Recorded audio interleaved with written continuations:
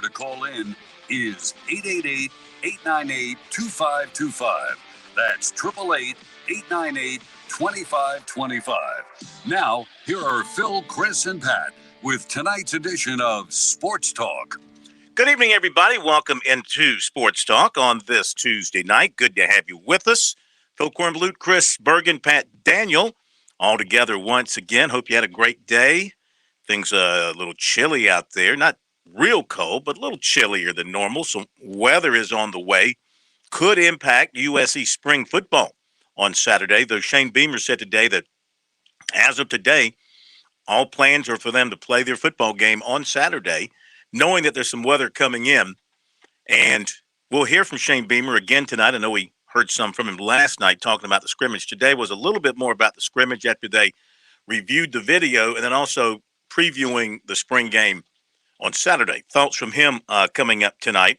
Also tonight here on Sports Talk, we will hear at the bottom of this hour from Ben Middlebrooks, the new Clemson basketball signee, one of two new basketball signees for Clemson. He signed yesterday and announced last night, 6'10" high schooler out of Fort Lauderdale. And then this afternoon, David Collins, a 6'4" shooting guard, transferring from South Florida as a grad transfer.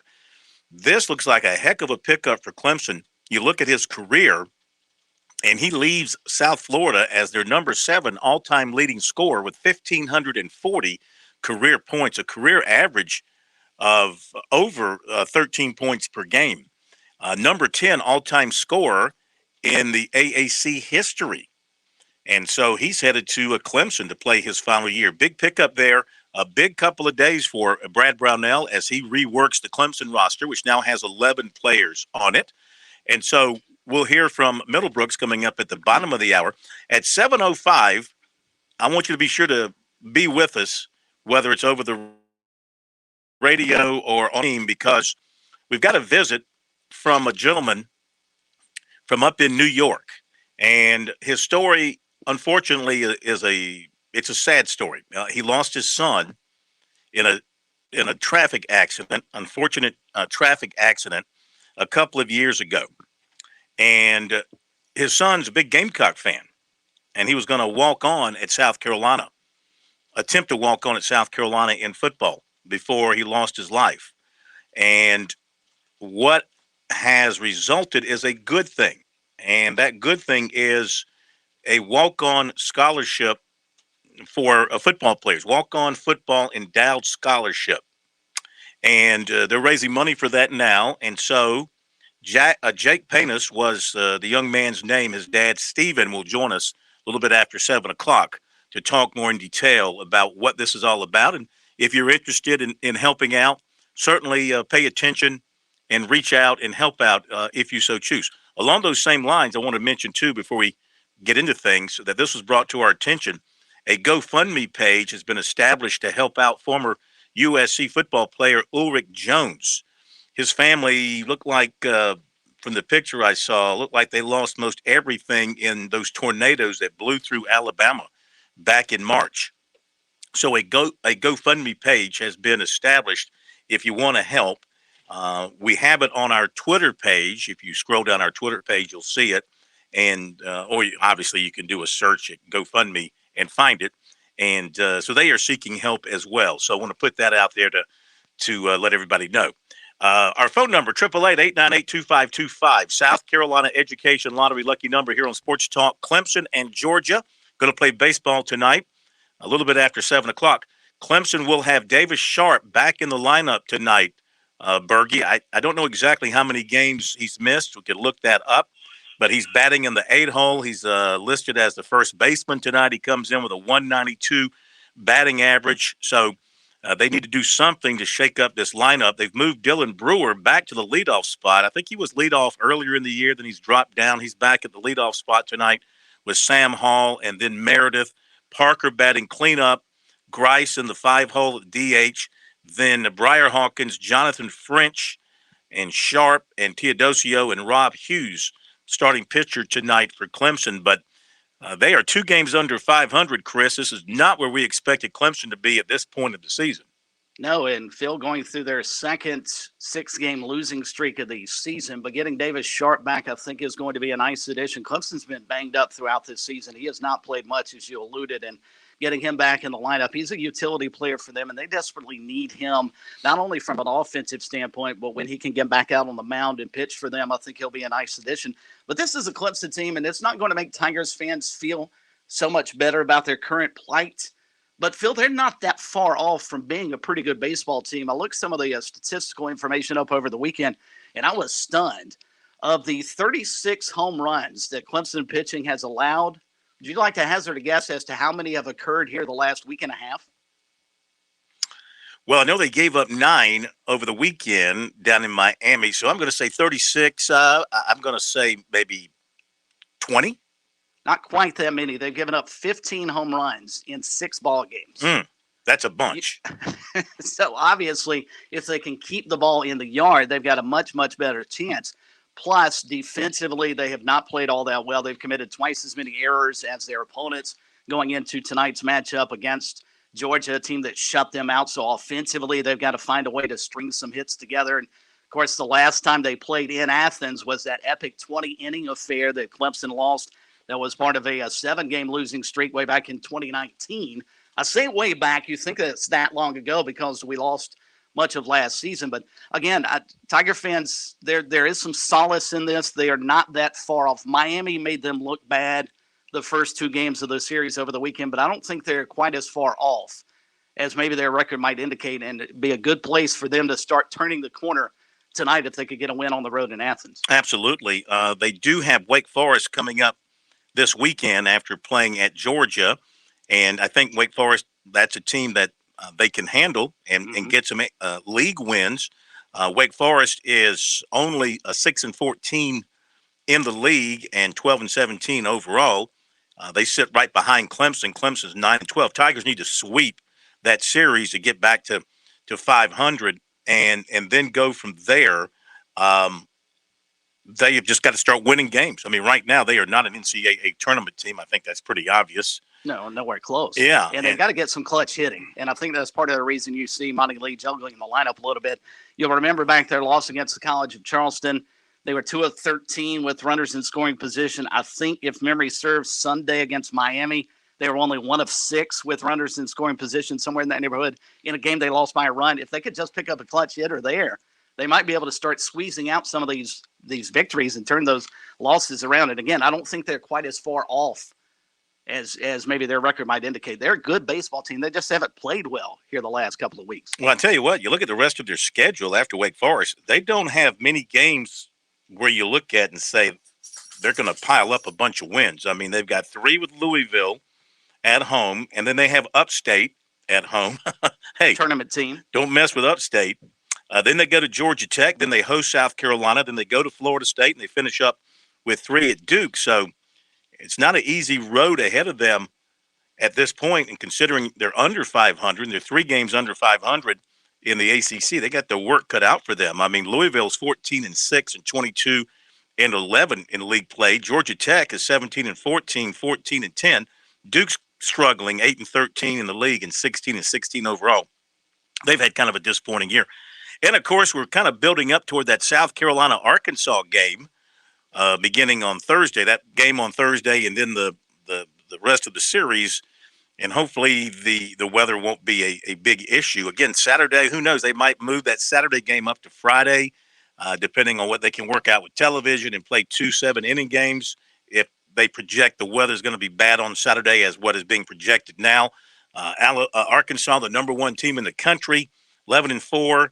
30-6 overall, but the Gamecocks are just a game behind in the league at 10-5 and 24-10. So here is a chance. I would say, of course, actually, I won't say it, Berkey, because there's too many other tough games ahead for South Carolina. You know, it's not like, okay, win this series against Arkansas and boy, you're in great shape. No, you still got to play Ole Miss. You still got to play Mississippi State. You still got to play Tennessee, all ranked teams. I mean, look, they've only played 1 SEC series to this point against a team that is not ranked right now, and that was Missouri. And you look at the rest of their schedule in the SEC, I think every team they play in the rest of the way, I'm not sure if Kentucky's ranked or not. Let me go back and check. But outside of Kentucky, I know the other ones are all ranked.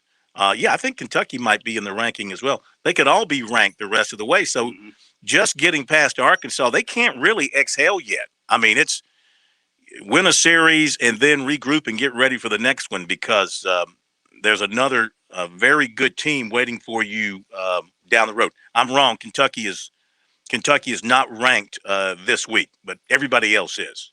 And that could change between now and when South Carolina plays them. And Phil, I know it's cliche, but it's something Mark Kingston pointed out after the win against LSU. He says he looks at it differently than I guess us and fans do. Yeah, it was a nice series win, but he looked at his team at 10-5, and that's how he's approaching everything. So if they're 12-6 after this weekend, that'd be tremendous. But it's just as easy for them to be in a similar boat 2 weeks down the road, where they lose a couple to a Mississippi or a Mississippi State and be right back in the same boat as if they had swept Arkansas. So, it'd be nice to win this series. There's no question about it from a Gamecock perspective, but they've got a tough road to hoe between now and then. And one thing you pointed out, if they move the games back, and correct me if I'm wrong on this, but the SEC's got a real quirky rule. If they played a doubleheader on Friday, theoretically, I think they could play 2 9-inning games, correct? Because it's not the getaway day. That was the reason they could only play 2 7-inning games at LSU on Saturday. Well, actually, Saturday passed. The Gamecocks were not leaving on Saturday. They weren't leaving until Sunday. Right. So it was not a getaway day. I'd have to go back and look. I don't know that rule. I thought automatically in SEC play, if you had to play a doubleheader because of the weather, they were both 7-inning games.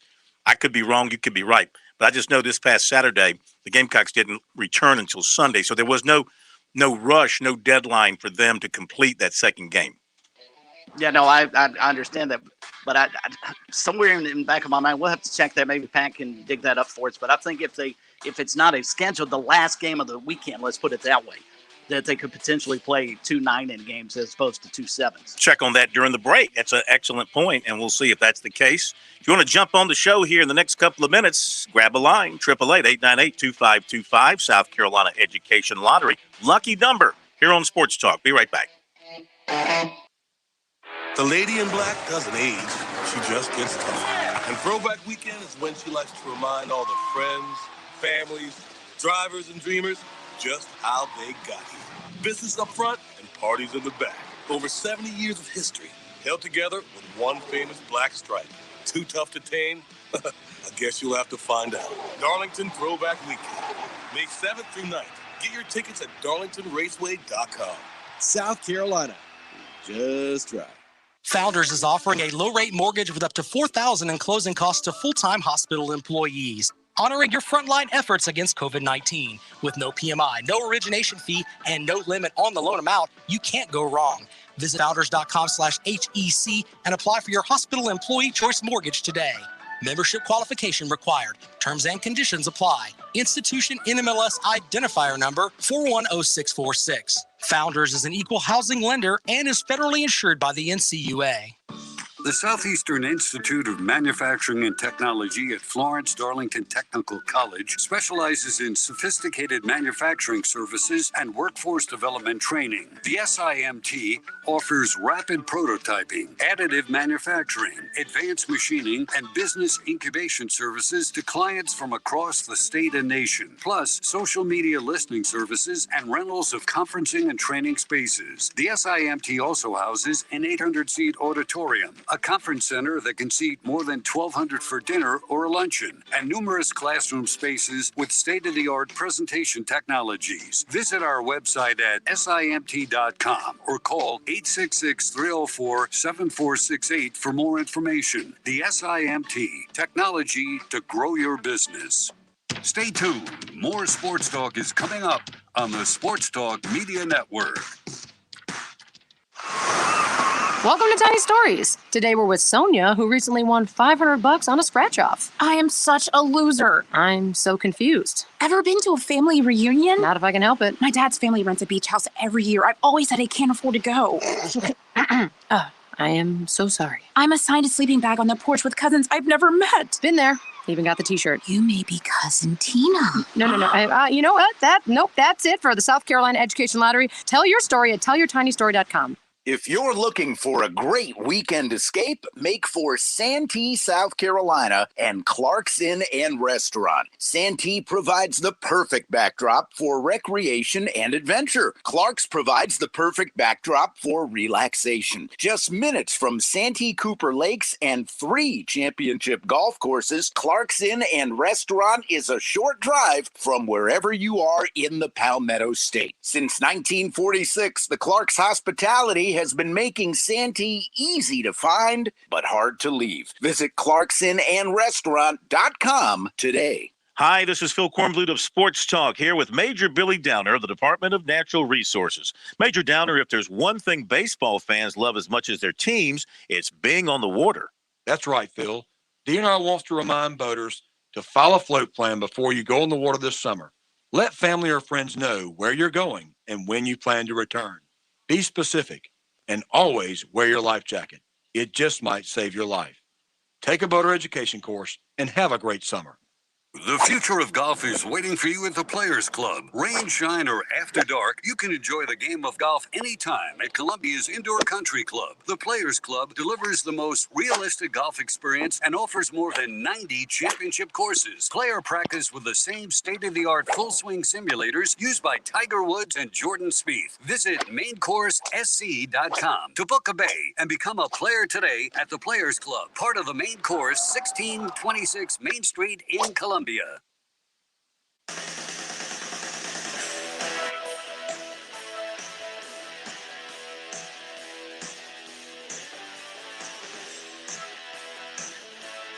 I have been smited by the great Bergenator. You are correct, sir. Thanks to Kent over at USC. 9-inning games if they have to play a doubleheader on Friday for the exact reason you said. It's not a getaway day. So I'm a little confused. I'll have to get further explanation. If South Carolina, I guess maybe it's just it's a scheduled. It's excuse me. If the series was scheduled to end, okay, that's considered the getaway day, even though the team is not Correct. leaving that day. Correct. Yeah. Because they don't know. The SEC and its infinite wisdom still doesn't know the travel plans of all its teams. So South Carolina decided to stay an extra day, but Saturday would have been the final day of that series, and they were scheduled to be done. So that's why it was 2 sevens. But I thought I remembered there may have actually been a series this past weekend or the weekend before last where they played 2 9-inning games during a doubleheader when it wasn't the final day of the scheduled series. I think that's good. I mean, these two teams, give them 9 innings. Yeah, absolutely. 7-inning games. Those 7-inning games tend to slip past you really quick. All of a sudden, you're into the 5th or 6th inning. You're down a run or two. It gets late early in those 7-inning games, and that's good. Yeah, play the 9-inning games. So we got Clemson and Georgia getting underway a little bit after 7 o'clock. Georgia will start Hank Bearden, and he throws. He's a right-hander. He's 3-0 with a 1.20. So he's got good numbers. As far as other games today, we're keeping an eye on. We got Coastal Carolina leading at North Carolina. It's 1-0, top of the second. Winthrop is leading Charleston Southern 4-0, top of the first. Georgia Tech, Georgia State scoreless in the second. Wake Forest 3-0 over Western Carolina, top of the first. It's Virginia Tech leading VMI 1-0 in the top of the second. Louisville has jumped all over Kentucky 9-0, bottom of 3. Wow. Upstate has beaten Presbyterian 11-8. Upstate having a great year. I mentioned their RPI last night was like 39. Duke and Liberty are scoreless in the second. That is about it for games that are being played. I think Arkansas, I have to go back and check this. I don't have them on my scoreboard, but I think I saw where Arkansas is playing tonight before heading on to South Carolina. So they're going to use up a few arms, I guess, tonight. We'll see how many they have to work tonight before they get to Columbia. And we'll talk more about that matchup later on tonight and, of course, tomorrow as we look ahead to the showdown between a South Carolina team, which is generally ranked about 11. I think that's the ranking that they are using this week, in Arkansas, which is ranked number 1, and a chance for the Gamecocks to really enhance their position in the league. And again, with the early announcement coming about the regional host sites, you want to be as good as you can be early on here, Chris, to impress the committee and go ahead and lock in your sites. Only thing I wonder is what happens if you're announced as a site and then all of a sudden, you go on like a 6 or 8 game losing streak. All of a sudden your season goes south on you. And I hate to bring this up too, but what's the backup plan the NCAA has with regional sites if the regional host runs into COVID issues?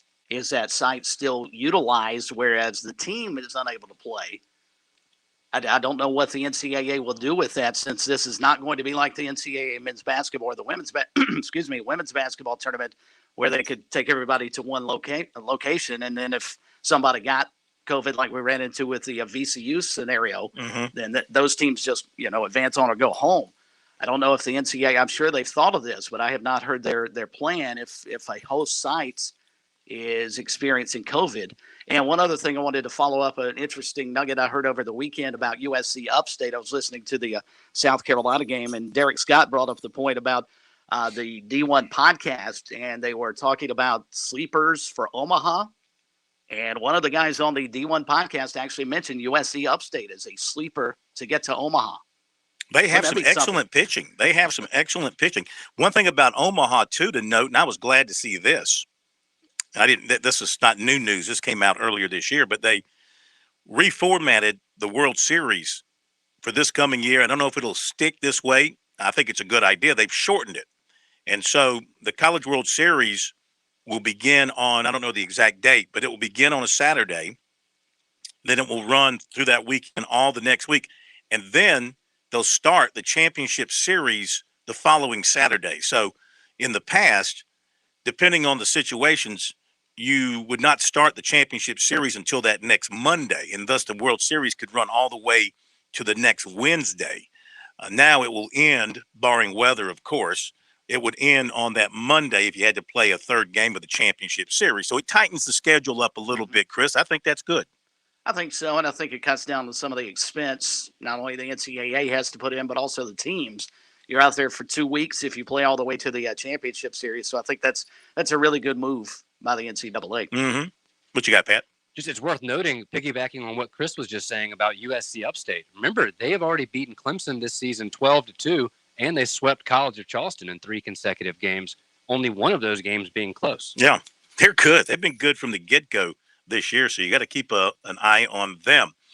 Our phone number here on Sports Talk, our South Carolina Education Lottery lucky number, 888-898-2525. Did you know that since 2002, more than $999 million in lottery proceeds have been used to support K through 12 programs in South Carolina? You can learn more about the South Carolina Education Lottery's impact at scheducationlottery.com/educationwins.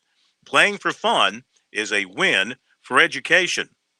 We'll have recruiting coming up for you. We'll talk more about the new grad transfer guard heading to Clemson. He looks like a baller. His shooting numbers this year were the lowest of his 4 years at USF, but his scoring was still good. And his second year at USF was really his best year. He was third team all conference, shot the ball at about a 50% clip, and shot the three pretty well, averaged about 16 points a game. So he's been a good player in a good league, Chris, for 4 years. He's played 3 games against ACC teams in his career. He's averaged 14 points per game in those 3 games. So it sounds to me like Brownell has picked up a quality shooter, come in and play as a big guard, that number 2 spot. Well, and the game has changed so much, Phil, as you well know. If you don't have the ability to shoot from the outside to knock down 3-pointers, you're not going to be a very competitive team. You couple that with Middlebrooks coming in to replace Amir Sims. I think Brad Brownell's done a nice job retooling his lineup for next year. Craig, on our Twitter timeline, going back to baseball, Clemson hasn't had a losing season in baseball since 1956. That was a very good year, not for Clemson, but it was a very good year for me in particular. You can figure that out. We'll be back after the break. Ben Middlebrooks coming up. Point weather is made possible by our friends at Palmetto Citizens Federal Credit Union on 107 The Point. And here's tonight's forecast. A mild evening with a low of 56 and a 20% chance of a shower. Tomorrow, bright and sunny with a high of 76, but look for some gusty winds throughout the day. Thursday and Friday will be a bit cooler, but very nice and sunshine-filled. Saturday, though, we expect a 60% chance of showers on and off. I'm Brian Leonard with your On Point local weather. Hello, Midlands. It's Jay here with the Melting Pot. Here's a few questions we get when people call us. Do we serve only chocolate? No, we serve 4 courses, but you can get just chocolate or 4 courses of chocolate. No, you don't have to sit at a big table with strangers around you, but you can sit at a big table with friends around you. You just need to bring the friends with you. We also specialize in having lots of private booths with real walls between them, so you won't feel like a fish in a plexiglass tank. Come and see us at the Melting Pot, 1410 Colonial Life Boulevard. With SRN News, I'm Keith Peters in Washington. Former Minneapolis police officer Derek Chauvin was convicted Tuesday of murder and manslaughter for pinning George Floyd to the pavement with his knee on the black man's neck in a case that touched off worldwide protests, violence, and a furious re-examination of race and policing in the United States. Chauvin, 45, could be sent to prison for decades. People elated by the verdict flooded the surrounding streets downtown upon hearing the news. Cars blared their horns and people ran through the traffic waving banners. Floyd family members gathered at a Minneapolis conference room could be heard cheering in from the next room as each verdict was read. The jury of 6 white people and 6 black or multiracial people came back with its verdict after about 10 hours of deliberation over 2 days. On Wall Street, the Dow down by 256 points. More details at srnnews.com. Spring is more than pollen season. It also means it's termite season. Palmetto Exterminators offers a free inspection at your home to determine any possible issues. Palmetto Exterminators offers the best termite agreement anywhere, but they do so much more. They offer complete pest control, mosquito control, wildlife trapping and removal, and nobody, I mean nobody, can offer you more peace of mind at your home or business. Now, how do I know that? Well, I never tell you to use someone like Palmetto Exterminators unless I practice what I preach. Now, I've been a customer for 19 years, and they are wonderful. My guy, Ron Byers, and his team over at Palmetto Exterminators, they've looked after my family forever. We have no pest control issues whatsoever. But if we did, all it takes is one phone call, and Palmetto Exterminators will fix it. It's pretty simple. Call Palmetto Exterminators and cross pest control right off your list of concerns. Online, it's palmettoexterminators.net, or give my guy Ron a call, 254-5833. Are you ready to grow your business? Tune in at 9 a.m. on Monday mornings to The Brainstorm with Matt and Mike. As founders of Splash Omni Media, we've helped thousands of business executives over the last decade. Get tips to win big. The Brainstorm, 9 a.m. on Monday mornings. Is that crack in your windshield or your house bothering you? Have you been meaning to have it replaced but just can't find the time? Call Absolute Glass, voted Lexington's best glass shop for 12 years in a row. We repair and replace glass on all makes and models. We're the only local high-end auto glass specialist in the Midlands, and we'll come to you to make the process quick and easy. With new technologies and vehicles, we can recalibrate your vehicle back to new. Visit AbsoluteGlassInc.com to learn more about our auto, home, and business glass services. Just remember, if you can see through it, we can do it. Hey, I'm State Representative Chris Wooten. And I'm State Representative Micah Cassidy. Join us on Wednesday mornings at 9 a.m. on The Rep. We'll talk about everything that's happening at the State House and give you an insider's perspective. All from the General Assembly. So join us at 9 a.m. on The Point, 100.7 FM or 1470 a.m. Have you walked around your own home lately? I mean, it is your most valuable financial asset. Have you spotted any cracks in the home's foundation? Now, if you have, don't panic. You call TerraTech instead. Why am I so comfy recommending TerraTech? Well, they check off all the boxes that matter to me. First, they're local. They're family-owned in the Midlands for more than 38 years. More than 10,000 homeowners, just like you and just like me, have trusted TerraTech to restore their homes. TerraTech combines their collective experience of over 150 years of professional service in the foundation repair industry, along with utilizing state-of-the-art products and solutions. TerraTech fixes foundations. They also repair or build retaining walls. They install French drains, and they offer free inspections and repair quotes. They stand by their work, and they can be trusted with protecting your home. And hey, if you don't want to take my word for it, they're also A+ rated by the Better Business Bureau. Find them online, TerraTechInc.com, or call TerraTech 791-8888.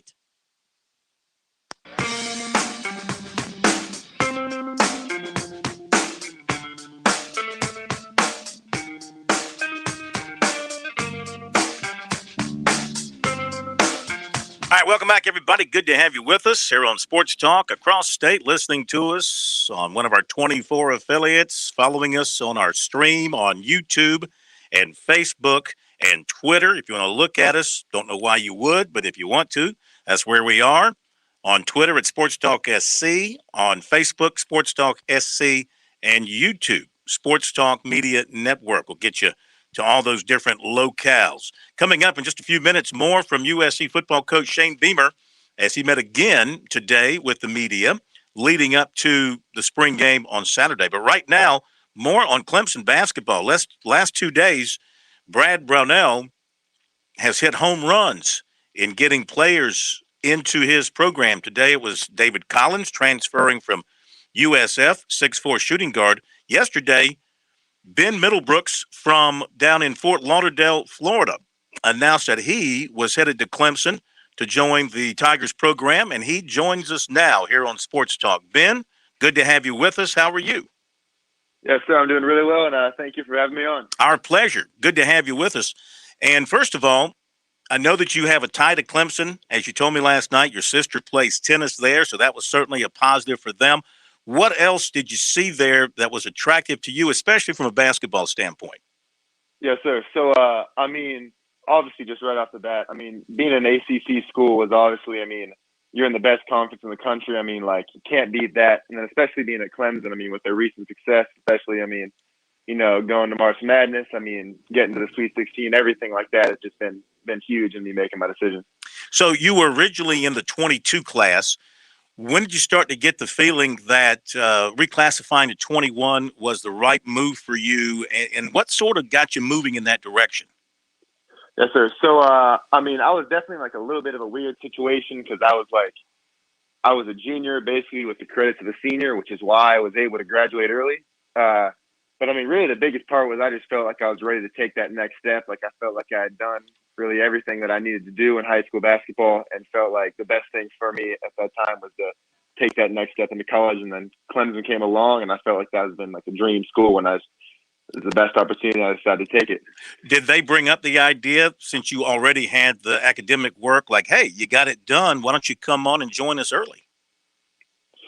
Yes, sir. I think I probably initiated a little bit more because I think I told Clemson, said that this was something I wanted to do when I found out that I was able to graduate. I kind of told the coaches, told Coach Brownell, Coach Reynolds Dean, hey, I'm really looking like I have the credits. I can graduate right now. What do you guys think? And they were like, absolutely. If we can get you here, we want you here. And so we got it done. Yeah.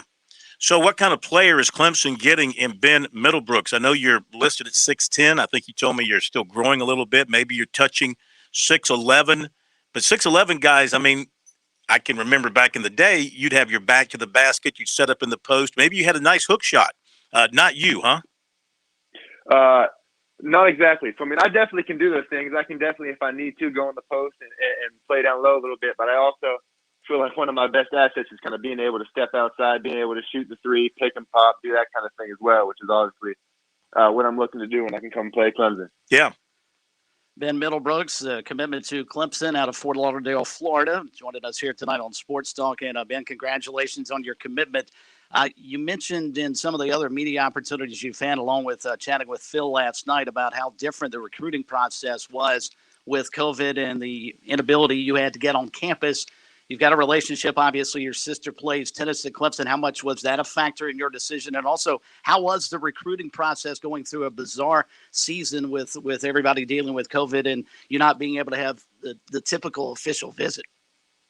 Yes, sir. So, obviously, my sister being there was huge in me, being able to kind of make my decision and just, feel comfortable making the commitment because I was able to, because you can't go on campuses and take official visits or anything like that. So being able to see her and kind of have her give me those tours that I missed out on doing it with the staff was huge. And then as far as the whole just recruiting thing in general, it was definitely crazy just because, all conversations with the coaches were over the phone or over FaceTime. Every once in a while, teams would do Zooms and you'd be able to get on and they would kind of show their campus like that. But it was definitely crazy trying to figure out things during this whole time period. Clemson's losing one of its top players on the inside in Amir Sims. Ben, do you feel like that opens up a spot for you? Do you hope to be able to come in and step right into his shoes and play right away? Absolutely. I mean, I would definitely hope to. I mean, I know like Amir Sims is a great player. I mean, very big shoes to fill. But I mean, hopefully with the coaches there, being able to develop me and make me better, and able to get in there and start working on things that I need to improve on. Hopefully, I'm able to fill that role. Have you ever actually met Coach Brownell in person or any of the assistant coaches in person? No, sir. Everything I've done has been over the phone so far. Yeah, it's amazing. You know, during this COVID time, all you recruits, football, basketball, baseball, it's amazing how many of you are signing with schools, and yet you've never met the coaches, never been in a room with them until you show up on campus to begin your career. Right. No, it's absolutely. I mean, it's been crazy. So what's the plan ahead for you now once you finish up this semester of your high school? When do you report to Clemson? So right now I'm still working that out with the coaching staff and things like that, because I do have, I mean, obviously I have to finish like test exams, things like that for high school. And then once I finish all that, I'm going to really start trying to figure out, I mean, when, and I want to get up there as soon as possible, start getting into the system, everything like that. So I just need to figure out with the coaches kind of when all of that happens, because I'm not 100% sure yet. Yeah. And do you come to Clemson thinking, you know, if I do what I'm supposed to do and learn quickly, you know, I can be a 10, 15 minutes a game guy as a freshman, maybe more. Can you foresee yourself having that kind of an early impact? I mean, absolutely. I mean, I think obviously, I mean, you never come in anywhere and get given anything. And I mean, so I'm going to have to work for everything that I need to get. And there are obviously great guys there, but I mean, hopefully if I'm able to put in the time and I'm able to show the coaches what I can do, I feel like I can play as much as needed to and be able to have success doing it. Well, we congratulate you once again. Thanks for taking time out to be with us tonight. Good luck the rest of this semester and in your work and getting ready for Clemson. And look forward to covering your career with the Tigers and see how it goes and see if you can help to continue elevate that program. Yes, sir. Absolutely. Thank you for having me on. Thank you, Ben. We appreciate you, man. Good talking to you. Yeah. Well-spoken young man. I always have a soft spot for guys 6'10" and above because the game appears to be passing them by, Phil. When you and I were growing up, the guys in the post, that's where the game was won and lost. Not anymore. The game has totally changed, and it's nice to see that those guys still have a place in college basketball. And I think he's a perfect fit for the Tigers with Amir Sims moving on. But the biggest decision of his life to this point, maybe outside of going to his senior prom, he made over the telephone. Yeah. Can you imagine buying a house over the phone, sight unseen? I'm pretty sure my wife would not have married me over the telephone. I'm pretty positive. Well, I think perhaps, you know, in my case, not being seen might have been an advantage. You know, sight unseen can sometimes be a good thing. But that's just the way it has been in the recruiting world since March of, let's see, this is 21. So it's been March of 2020 when everything started shutting down. And, of course, the NCAA quickly pulled the plug on all recruiting, all visits, all in-person contacts. They're going to plug it back in. Boy, I tell you, June, if you're a recruiting fan, you better buckle your seatbelt. June is going to be absolutely wild because kids are getting out for visits for the first time. We're talking about the real visits, not these personal visits. We're talking about the real visits. Commitments are going to be flying left and right as kids take visits and make decisions. And then decommitments will be flying left and right come, you know, October, November, December. It's not over till it's over in recruiting. And but June's going to be really wild until they have the dead period that hits the latter part of June. A lot of kids squeezing in official visits and get ready for that to happen. We appreciate Ben being with us. Sounds like a real positive pickup for Clemson and that basketball program. He picked Clemson over Ole Miss, Dayton, Georgia, and Oral Roberts. All right, so that's a good pickup for Clemson. It's still growing, 6'11", might even hit the 7-foot mark before it's all said and done. All right, the football. Oh, by the way, in baseball today, College of Charleston, who got the Sports Talk kiss from us not too long ago, and they're playing, as a result, they're playing much better baseball, and they defeated the Citadel today, a game that was moved up to the afternoon. 11-2, College of Charleston beat the Citadel this afternoon. Also today, Shane Beamer, after practice this morning over at USC, he met with the media. A little bit on the scrimmage again from Saturday, and then a lot talking about things inside the program and also looking ahead to the spring game on Saturday. So here is some more Shane Beamer. First of all, reflecting on Saturday after reviewing the videotape of that scrimmage. Looking back on last Saturday from a scrimmage standpoint, after watching the video, I thought we did a lot of really good things in our scrimmage last weekend. Going back at it, the defense, the first half of the scrimmage really controlled it, and a lot of that was the defense. A lot of that was, the offense and self-inflicted mistakes. That's been a point of emphasis with us of just not beating ourselves, has been all spring. But after watching the video, it was better than I thought from an offensive standpoint. Just can't have the pre-snap penalties. The efficiency in and out of the huddle has got to be better. All the mechanics that you have in a normal game, we've certainly got to be a lot better at that. The second half of the scrimmage, I thought it was a great battle. It was an opportunity. We're about halfway through. It wasn't going the way the offense wanted it. They had I think, 3 pre-snap penalties in the first half of the scrimmage. There was an 8-play sequence in the scrimmage in the first half of the scrimmage where we had 3 turnovers and 8 plays. That's going to get you beat. Now, credit the defense for knocking the ball out. O'Donnell Fortune had an amazing interception. That was one of the 8, but we can't turn the ball over like that offensively. So everything is kind of going against the offense at that point. That was essentially the halfway point of the scrimmage. And then we called it up and kind of challenged them to see how they would respond. And I thought we had a really competitive, energized scrimmage the rest of the way last Saturday, and like the way that our guys competed and played, and then some guys really stood out. I thought Zach Pickens had an amazing day. Seemed like he was in the backfield every snap, and really excited about the spring he's having, and as well as a lot of guys that got some opportunities last Saturday as well. This week, very much like a game week. This will be a grind for our guys, and we've told them that. We've challenged them this week from a mental and physical toughness, mentality, all that. Normally we practice, take a day off, and just meet and lift, practice, next day meet and lift. Because of the way the schedule fell and the way we set it up, this is very much like a game week. We practiced yesterday. I literally just came from the practice field into this press conference. Tomorrow is a wellness day here on campus, so our guys will be off, and then we're back with practice on Thursday, practice on Friday, play on Saturday. So it's a great opportunity for us to see how these guys handle that. Can you fight through the bumps and bruises? Can you fight through the practice 12, 13, and 14 of spring practice and see how we respond? And so far, so good. Thought we had a good day this morning. I know a lot of you guys were out there at the beginning. We got a lot of guys banged up right now, and a lot of guys that weren't able to practice. We got some guys getting nicked up in practice. We got we have a staff meeting here at 4:00 this afternoon, so we'll see where we are from a health standpoint. But the guys that were out there thought it was a good day today. We've really hit this week's situations. Yesterday, we focused on coming out situations where the offense is backed up inside their own 5-yard line, and we got to flip the field position and get the ball out of there when we're pinned back deep. Today we worked what we call 4-minute. So the end of the game, the offense, or South Carolina's offense, is winning, and we've got to try and run the clock out. And defensively, we're losing, and we've got to get the ball back for our offense. So I had a couple really good segments of that we can teach off of, and that was good. And like I said, day off tomorrow, and then back at it Thursday, Friday, and then play on Saturday. So excited about that. Excited to get out in Williams-Brice Stadium in front of our fans, or many of our fans, on national television, and go play. Our plan for Saturday is to divide up into 2 teams, evenly matched. It's not offense versus defense.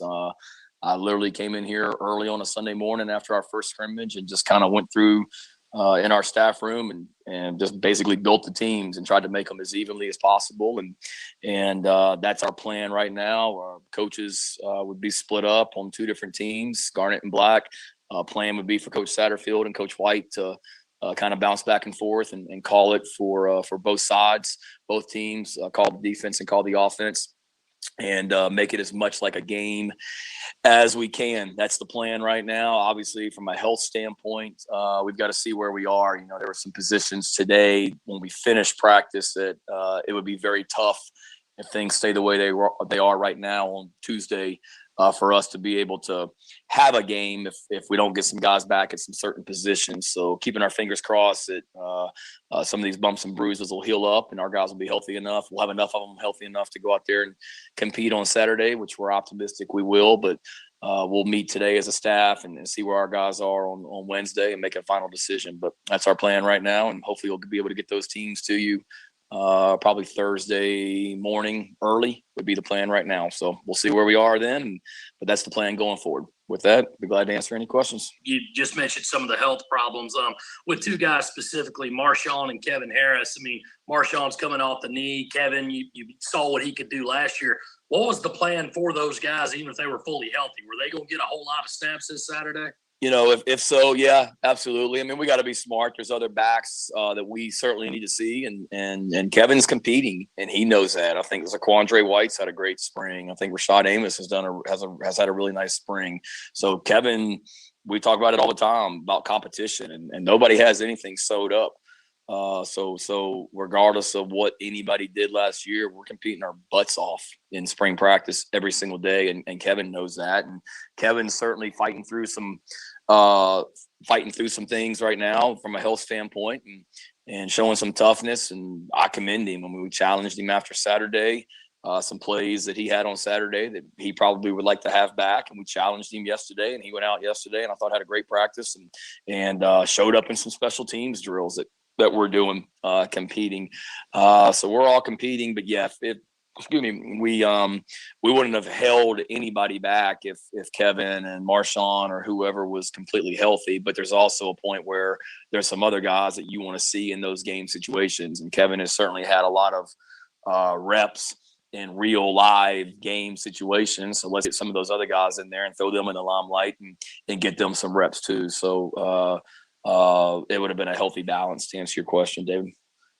Shane, two questions. One, and I don't know if this is something that you have even thought about. I'm not a meteorologist, but I've kind of just seen the forecast on Saturday. When you mentioned, all these injuries that you guys are going through or just the banged up guys, is there any possibility, number one, that the spring game could get moved? And number two, position-wise, is there a position that's kind of really stood out to you in terms of just the growth from day one until now? Otherwise, I haven't had any discussions. You sound like my wife. She's texting me and calling me like every 90 minutes with a weather report for Saturday. So I've certainly seen it. I had one year at Oklahoma where we were scheduled to play on a Saturday and we moved it to a Friday night, literally like 2 days before the spring game. But no, we don't have any plans at this point. You're the first person other than my wife that's brought up the weather. So congrats on that, Mike, from that. But certainly something to think about and we'll monitor, but keeping our fingers crossed that, we've had such a beautiful spring of practices out here and haven't had to go inside one day for anything. It's been amazing weather-wise. So hopefully we'll be able to finish it up with the 15th and final practice on Saturday in the stadium as scheduled. And then one position group, I think each day different groups have flashed each day, so it's hard to say just one. I've been impressed. I'll say this with our receivers, though. I know they kind of got beat up a little bit, from last season and going into spring practice and didn't really know what to expect. But just the mentality that they approach every single day with, and I think the toughness too. A guy like a Jalen Brooks is battling some things right now, but you can't get him off the field. DeCarrion Joyner refuses to miss a rep. You guys saw him out there today in a blue jersey, which for us means, no contact because he's got a couple bumps and bruises we're trying to take care of. But he refuses to miss and spends a lot of extra time up here. So I've been impressed with those guys at the receiver position and just their desire to get better, which they've shown that each and every day. And then I think throughout spring practice, there's a lot of position groups have flashed fairly consistently, which I'm excited about. And there's definitely not one group that I look at and say they're not where we need to be. We all got to continuing to get better. Don't get me wrong, but no one that I've looked at and just said has been bad all spring by any stretch. What are your goals and expectations for your first spring game, and what would you like to see accomplished in this game? Stay healthy for one. That's obviously a goal. to make sure we get out of there healthy and go into the summer. But, I think a lot of it will just be the mechanics and the efficiency that we're able to operate with. I mean, we're not, it's on television. We're not going to come out there and just throw the whole gamut at it for the whole world to see of everything that we're doing offensively, defensively, and special teams. So it'll be very simple, where we can let our guys just go play and compete and make plays on television and in front of a crowd. And having said that, want to see how our guys operate in that environment, because they haven't been practicing in front of a crowd all spring. And we've got some guys that are new here that haven't played.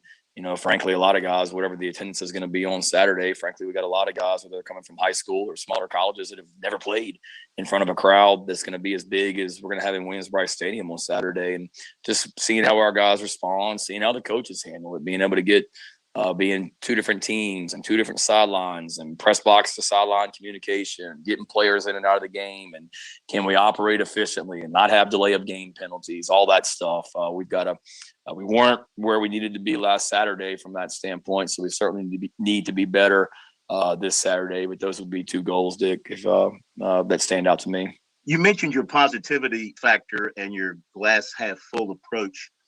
And how important was that for this team this spring, considering they were coming off a 2-win campaign, and for the fan base? And is that something that will be just natural for you going into the season, even during the rough times of the season, just constantly pushing the positive side of things? I would hope so. That's just my personality. It takes a lot to get me down, but I also think it's critical as a head coach to not be like on an emotional roller coaster of just highs and lows of every single week. I think as everybody's looking at me as the leader, that it's important for me to stay steady and stay consistent, and people feed off of me, and I'm well aware of that. I've always tried to be that way as an assistant coach, but I think it's even more so critical now as the head coach. And don't get that wrong. I mean, yeah, it is positive and high energy, but it's not like if we go out there and a guy's not playing with the effort that he needs to play with, or isn't practicing the way that he needs to practice, that we run over there and pat him on the back and tell him everything's okay and he's going to be better than tomorrow and get it next time. I mean, we're highly, highly, highly demanding out there. We are very direct and honest with our guys with the way that we communicate, but we're never going to go out there and make it personal and belittle guys and things like that. And, I would hope, hopefully during the season, there's a lot of great moments, but I'm not dumb. I know there's going to be some bumps in the road as well, but you're not going to see me come in here on I don't know what days we do press conferences, Monday or Tuesday, and all of a sudden just completely be in the tank over what happened the Saturday before. And there's a lot of positives and everything. And we're just trying to continue to, pump that up and move it forward each and every day. But yeah, it's been I won't say a goal, but it's just kind of how we are. I try to hire people like that, and we try and be the same people day in, day out, where the players enjoy coming in this building and being around each other and this staff day in, day out also.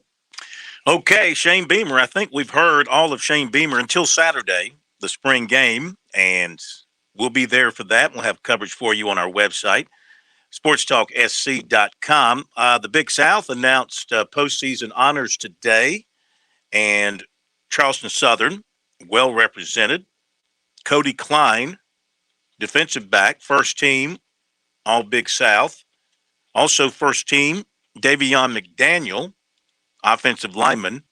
Also first team, Chandre Mims, defensive lineman. So they're on the first team there of the Big South team. After a good finish to their season, a couple of wins there to wrap up the season, and now they can all take a break. I mean, those FCS coaches, Chris, they've been working long and hard because they were trying to have a season back in the fall, and that was nixed. And now they've been coaching all this spring, and they got a short break before they have to turn around and do it again in the fall.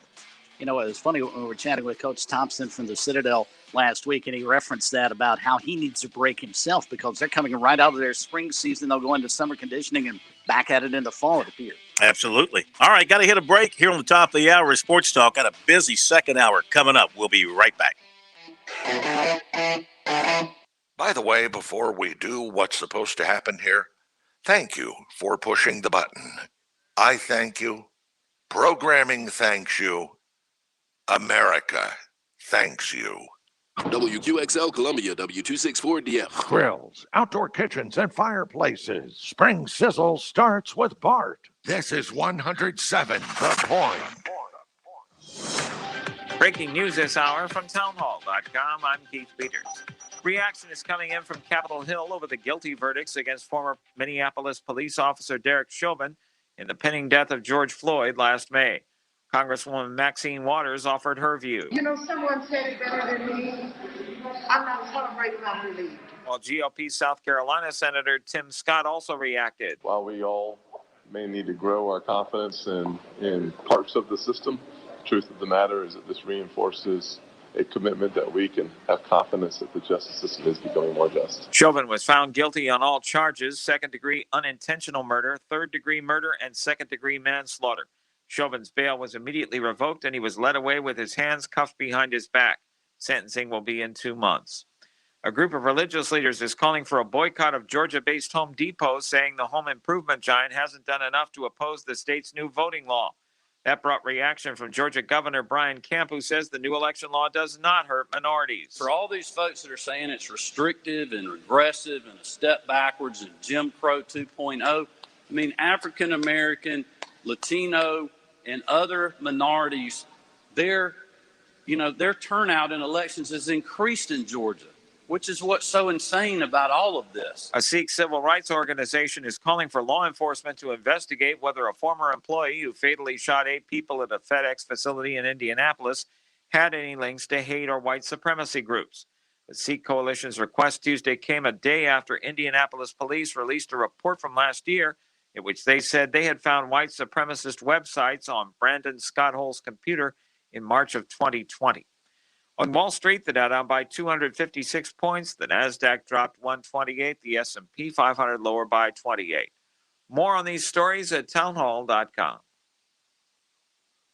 Tell me why Relief Factor is so successful in lowering or eliminating pain. I'm often asked that question. Pete and Seth Talbot, the father and son founders of Relief Factor, tell me they believe our bodies were designed to heal. The doctors who formulated Relief Factor selected the 4 best ingredients, 100% drug-free ingredients that each help your body deal with inflammation. Order the 3-week quick start now. Discount it to only $19.95 to see if it will work for you too. Call 800-500-8384. ReliefFactor.com.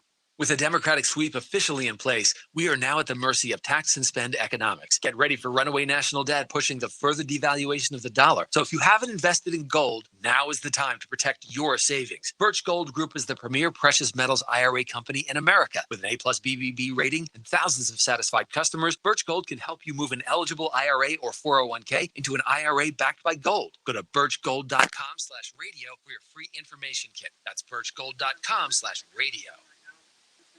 Now that the royal family has said farewell to Prince Philip, attention will turn to Queen Elizabeth II's 95th birthday on Wednesday, and in the coming months, the celebrations marking her 70 years on the throne.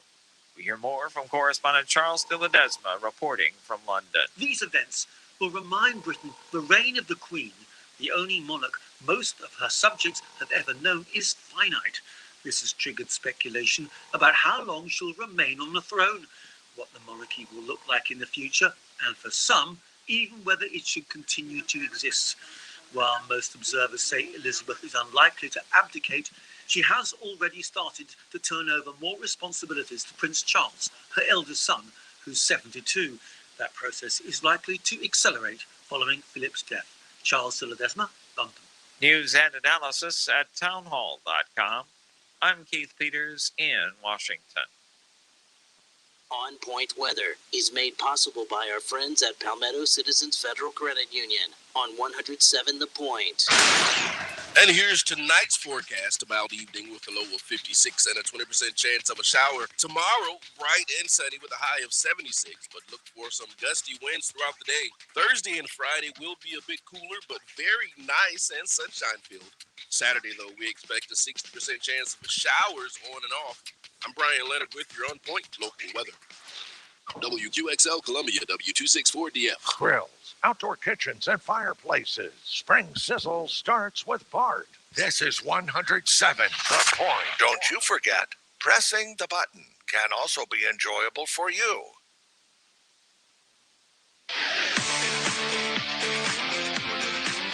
Welcome back to Sports Talk on the Sports Talk Media Network.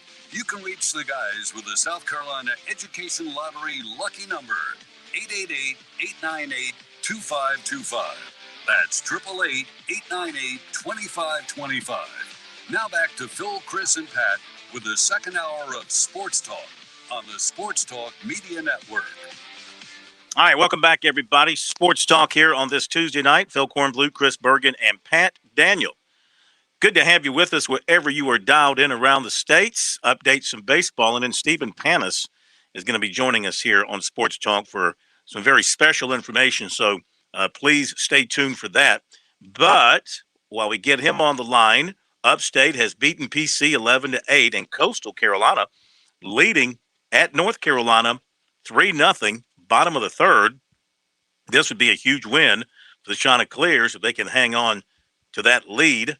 And Georgia State leading Georgia Tech 2-1, going to the fourth. Winthrop 4-1 over Charleston Southern as they go to the top of the fourth. VMI is leading Virginia Tech 3-1. They're in the top of the fourth. Wake Forest 7-0 over Western Carolina, top of the third. Louisville 11-1 over Kentucky, bottom of the fifth. Tennessee Tech and Tennessee 1-1, bottom of the second. Florida and Jacksonville just underway. Same with Samford, Auburn, North Alabama, and Alabama. Those games are just getting underway tonight, and there is no score. Looks like the Braves are going to be without Ronald Acuna for a little while, too. He had an abdominal injury, I believe it was, and they sent him to the doctor to be checked out. He played every inning of the season before leaving a Sunday in the top of the fourth. Abdominal strain. He's going to be out tonight. First time since September 3rd, a stretch of 51 consecutive starts. I think the Bravos are playing the Yankees tonight. Little interleague action. Yankees are really struggling. Worst start Has that lost its in years. luster, Phil? In your mind, has interleague play lost its luster a little bit because of how early it starts and how many games now the two leagues are playing against one another? I remember when it first came in, it was such a great novelty. I thought it was going to be great, but it's almost gotten to a point it's oversaturated. Yeah. And so I'm not sure it's quite as fun and unique as it once was. I mean, I think so. I think it has. I mean, baseball believes that everybody wants to watch the Yankees and the Mets because they think everything revolves around New York and Boston and the Dodgers and the Angels, for example. Those natural rivalry games, Cubs and White Sox, I mean, those are kind of fun. But Minnesota and Pittsburgh, Arizona and Texas, no, not really. So, yeah, I think it has. I'd love for it to go back to the old days and just have the league champions meet in the World Series and meeting for the first time. That was always kind of cool, I thought. Okay, we got recruiting coming up and a whole bunch more, but right now we want to turn our attention to something of a serious note here on Sports Talk. Fun and games behind us for a few minutes, but please get your pencils out and your pads out so you can take down some information. Let's welcome in Stephen Panis, who is a graduate of University of South Carolina. In fact, he worked in the sports information office back in his time in Columbia. He worked for the late, great Tom Price and for the current great Kerry Tharp, who'll be joining us a little bit later on to talk about NASCAR. But Stephen's got more serious things on his mind, unfortunately, related to a tragedy to his son and his family. But he's trying to do something to make something positive out of it. Stephen, it's great to have you with us tonight here on Sports Talk across South Carolina. How are you? I'm good, Phil. Thanks for having me. Our pleasure. Our pleasure. So sorry for your loss of your son in that tragic traffic accident. But you're moving forward, and you want to do something and give back to the University of South Carolina. Yeah, it's as you said, I graduated from there in '91, had a great experience, and it was a place that Jake desperately wanted to attend.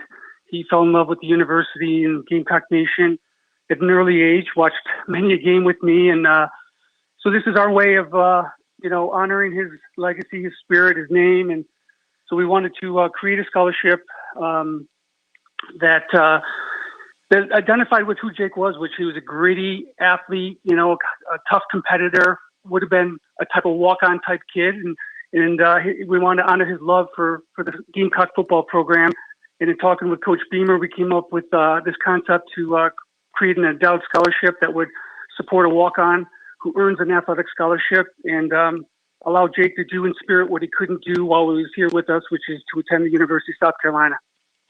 Well, I'm sure for Shane Beamer, it's something near and dear to his heart. Himself having been a former walk-on in college at Virginia Tech when he played for his dad, I'm sure when you got that idea to him, he probably jumped all over and said, yeah, this is something that I can relate to very easily. Yeah, I can't say enough good things about Coach Beamer. He was incredibly supportive from the get-go, and as well as the entire athletic department. They jumped right in, and it was pretty seamless to make this happen. I think in less than a week's time, since we've launched this scholarship, we've raised nearly $70,000 already. So it's off to a great start, and it's just been incredible to see the support from coast to coast on this. And obviously, Gamecock Nation has rallied, and it means the world to us. Wow, that is a fabulous start. I mean, did you expect to get that kind of reaction from people when you got the word out about it? So honestly, I didn't know what to expect. I just knew that we wanted to do this for Jake, and whatever was going to happen was going to happen. After you go through something like this, I don't think you really have any expectations about anything after that. You just kind of live day to day and you take what comes your way and have gratitude for the good things that do come your way. And so my family is incredibly grateful for the support. Like I said, it's just been overwhelming, and it's been uplifting for us. We miss Jake dearly, but I know he's forever a Gamecock, and that means the world to us. Talking with Stephen Panis and the Jake Panis Walk-On Football Endowed Scholarship. How can people go to donate, and then what's next in the process? Yeah, so the university has set up a web page, a giving page. Actually, I don't even have the link right with me right now, but I'm happy to share that with you after this. And it's pretty straightforward. They can give whatever they want and just help support a great cause. And ultimately what this does is it endows a scholarship, and it allows the university to use monies for other projects to support the athletic program at South Carolina. I think what folks can do, I've got the link here, and the small link, donate.sc.edu. And then I think if you just type in Jake Panis, P-A-N-U-S, probably take you right to that link, and people can go from there with that. So do you know how much money needs to be raised, and then what will the university do? What will the football team do to get everything in motion? Yeah, so an fully endowed scholarship at South Carolina is $350,000, and the coaches will determine this. Ultimately, it's the walk-ons that are going to earn an athletic scholarship. Coach Beamer and his staff will determine who gets it, and when they get it, it's going to be in Jake's name and honor. It's that simple. I believe there's two other fully endowed scholarships for football players at the university, one in Tommy Suggs' name and one in Marcus Lattimore's name. So I'd love to have Jake in such great company. Boy, that really is. Do you get a chance to come back to Columbia, go to football games? Did you have a chance to do that with Jake before the accident back in August of 2020? I did, thankfully. Jake and I went down in 2018. And again, in 2019, he had a blast both times. Unfortunately, he didn't see a win, but he fell in love with the campus immediately, like I did years ago. And he loved everything about South Carolina, the experience at Williams-Brice, the electricity, the friendliness of the fans and the community. It was awesome. And I'll be back this year. I'm coming back I'm actually going to go to the Georgia game at Georgia, and then drive to Columbia and spend a week and watch the Gamecocks beat Kentucky as well. There you go. Hopefully we'll meet you. On a lighter note, in your business life, you're in the horse racing business, and I noticed you sent me a picture about a Kentucky Derby contender, Hot Rod Charlie. It's got a blanket on sporting the Gamecock logo. What is your involvement in the horse racing business? And I imagine you had something to do with getting the Gamecock logo on that blanket on that horse? Yeah, so I run a division for the Jockey Club that runs the marketing of the sport under the brand America's Best Racing. Doug O'Neill, who's won the Kentucky Derby a couple times in the last 10 years, has a horse this year called Hot Rod Charlie. And Doug reached out and said he wanted to do something to help raise awareness for the scholarship. And so he was kind enough to put the Carolina logo, the Block C, on the horse blanket, took some pictures, and it's helped really spread the word from coast to coast. And Hot Rod Charlie's now running for Jake. And so if Gamecock Nation's looking for a Derby horse, they got one. Hot Rod Charlie. Would you say he's is he a good bet for the Derby? Not only to make the Derby, but to win the Derby? How would you handicap him? Yeah, I would say he's a live horse. He's probably going to go off at around 8-1, maybe 10-1 odds. So you're going to get a good return. He should hit the board. It's a pretty open field. He's got a good shot. Well, good luck. And good luck with everything you've got going on. If we can do anything else for you, you just let us know. Thanks a lot, Phil. I appreciate it. And go Gamecocks. Thank you. Thank you, Stephen Panis. And again, the website or the link to donate, it's kind of a lengthy link, but I'll read it to you. Donate.sc.edu. That's a given. And then /AG /SFP /ATH /Jake -Panis -Walk -On -Football -Endowed -Scholarship. I guess that's how you identify that. You can probably do a search and find it without too much trouble. But I hate it. This is one of those stories that you hate to talk about, Bergie, because it was created by a sadness and devastating loss in the family.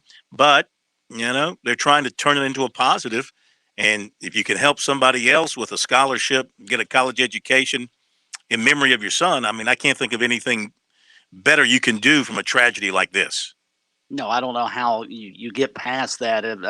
I don't have kids, but I can only imagine what it's like for a parent to have lost a son or a daughter. It's got to be just gut-wrenching.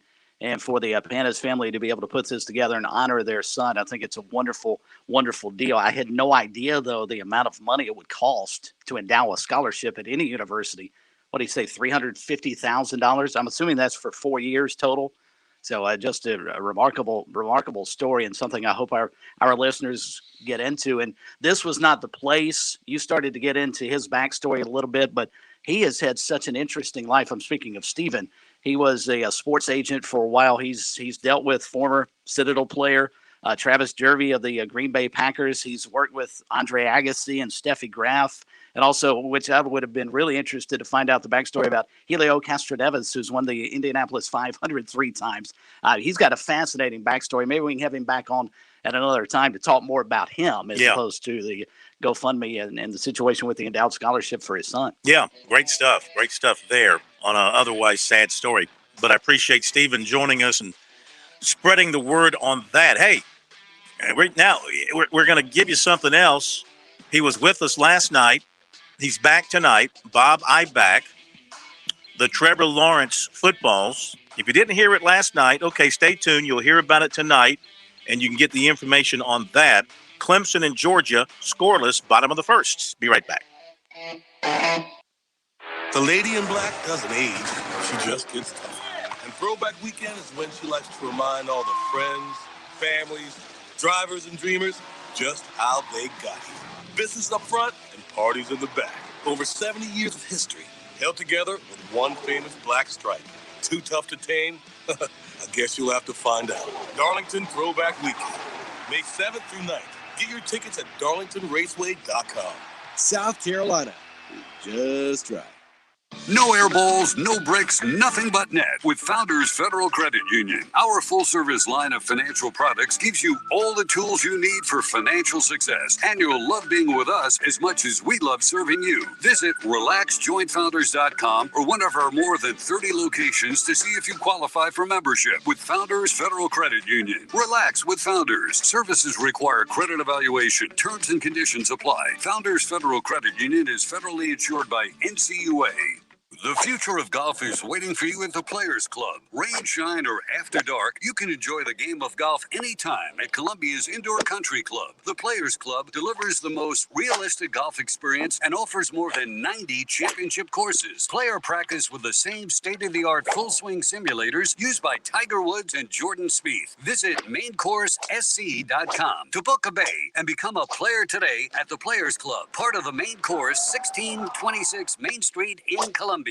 Hi, it's Phil with longtime attorney Jim Corbett. You do car wreck cases? And truck wrecks, any serious injury cases, and work injuries. How about when grandma's wills change right before the end or someone spends all their money? Oh, yes, and business lawsuits. How about problems with insurance companies? All the time, like after a fire or when a life insurance claim is denied. JimCorbettAttorney.com has your email and phone number? That's Corbett with an E, www.JimCorbettAttorney.com to email or call me to mediate, try, or settle your case.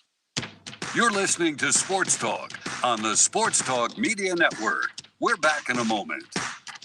Looking for the perfect golf retreat? Championship courses at an affordable rate? Look at Clarkson and Restaurant in Santee, South Carolina, located minutes from 3 championship courses. Clarkson offers customized, affordable golf packages, relaxing rooms, and great food. Visit ClarksonandRestaurant.com to plan your golf retreat.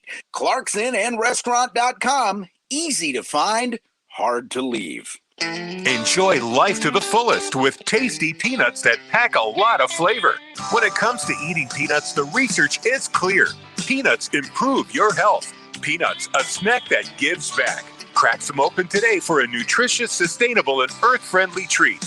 Be sure to stop by your local grocery store produce section to pick up a bag of roasted in-shell peanuts. Brought to you by the South Carolina Peanut Board. Visit aboutpeanuts.com for delicious peanut-based recipes.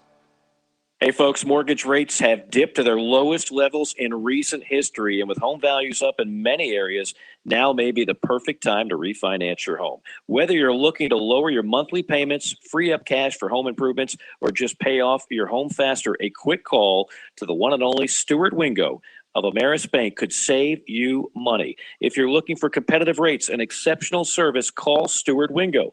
803-319-1777. That's 803-319-1777. You will save money just like I have so many times over the years.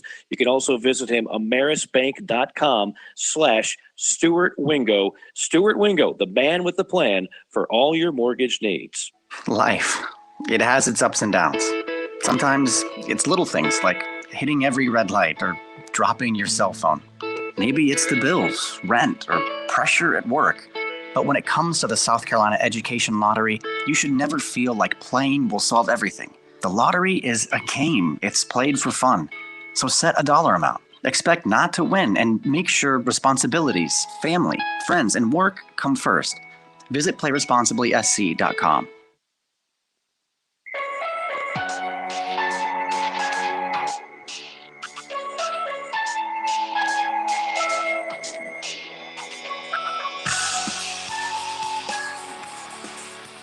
We are back on Sports Talk. Good to have you with us. Phil Kornblut, Chris Bergen, and Pat Daniel here on this Tuesday night. And let's update Clemson, Georgia, bottom of the first. And Georgia has taken a 2-0 lead, a 2-run homer for Georgia, gives the Bulldogs a 2-0 lead in the bottom of the first. So baseball, not going so well for Clemson right now, but football, that's a whole nother story. Tigers looking forward to the 21 season with DJ Uiagalelei in there at quarterback. Let's see if Bob Iback, I know he can say Trevor Lawrence, but can he say DJ Uiagalelei? DJ Dulungale. No, Am I close? You're close. Not bad. All right. Uiagalelei. I got it. Uiagalelei. Oh, Dulungale. No, okay. Uiagalelei. Uiagalelei. There you go. Okay. Mm-hmm. I got about 5 months to work on that, right? Well, until you have the commemorative DJ Uiagalelei football that's out there for charity, you don't have to worry about it. Well, you know what? I'll just do what I did with Tua. He goes by one name. That's right. Well, believe me, a lot of He's going to be one of these guys just get one name, DJ. yeah, a lot of Clemson fans will just say DJ or what's the name that they no, I'm thinking of somebody else. Gamecock fans I used to know used to call Ryan Helinski what was the name? How would they mispronounce his name? They called him I can't remember what they used to call him now. But anyway, there's I only one. worked with the king of guys who mispronounce names. I was with the Cubs for 10 years, and Harry Carey. try to give Harry some names, and after he's had a couple of beverages, he would be saying things backwards and frontwards and inside and out.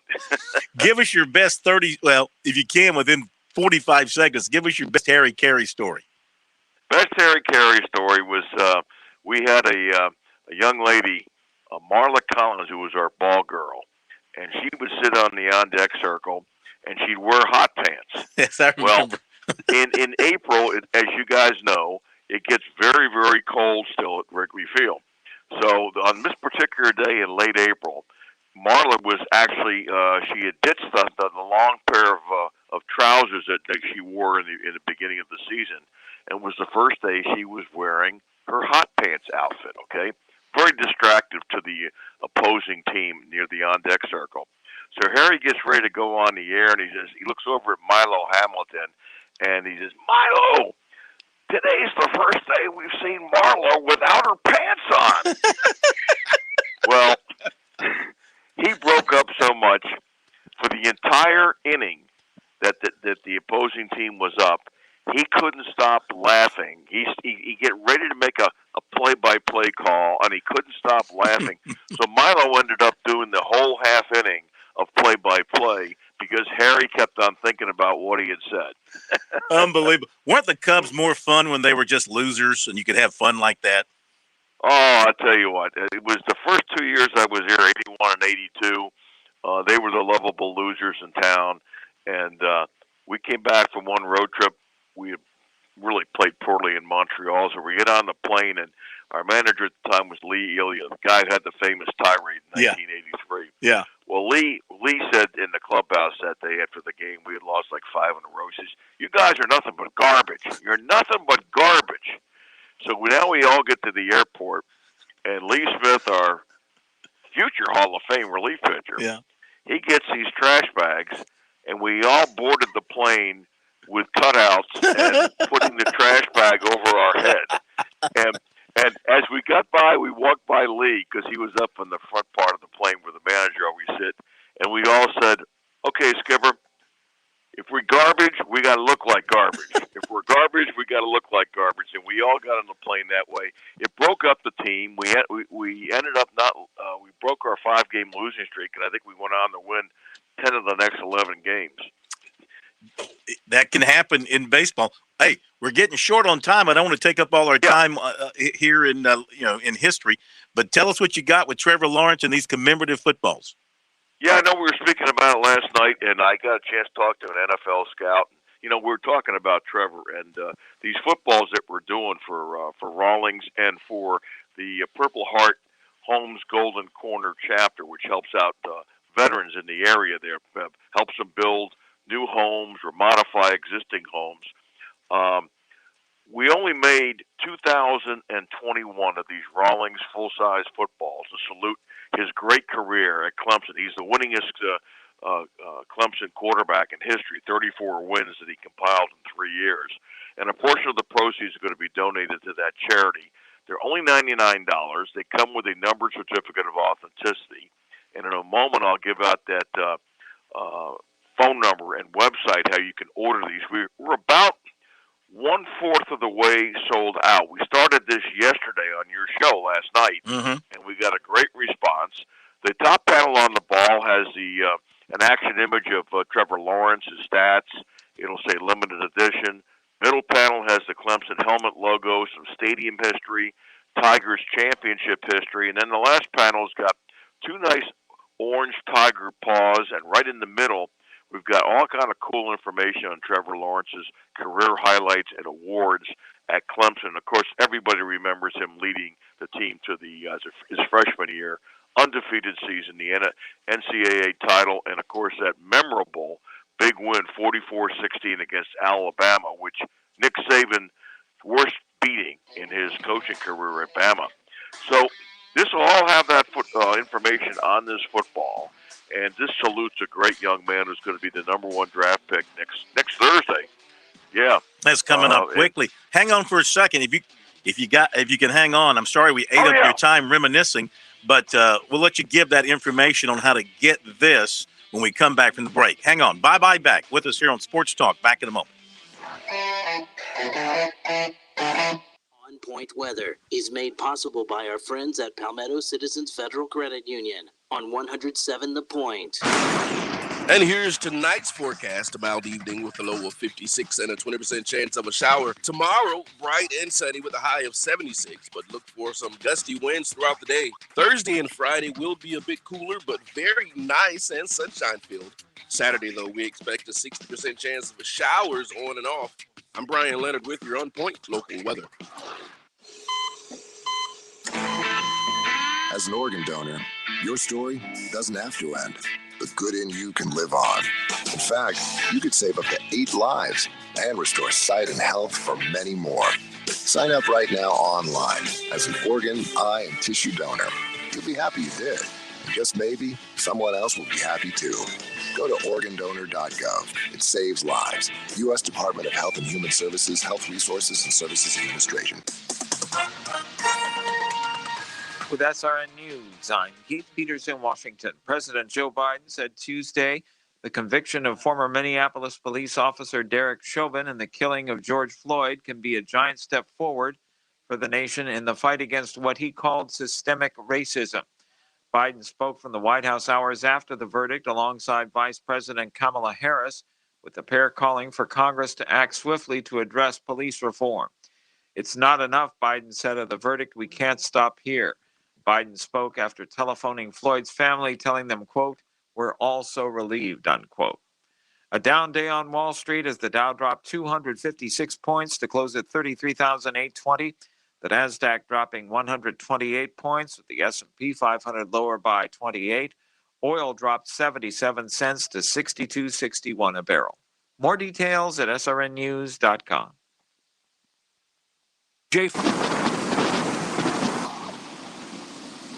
Oh man, storm's coming. I need to be prepared. Where's my phone? Oh, there it is.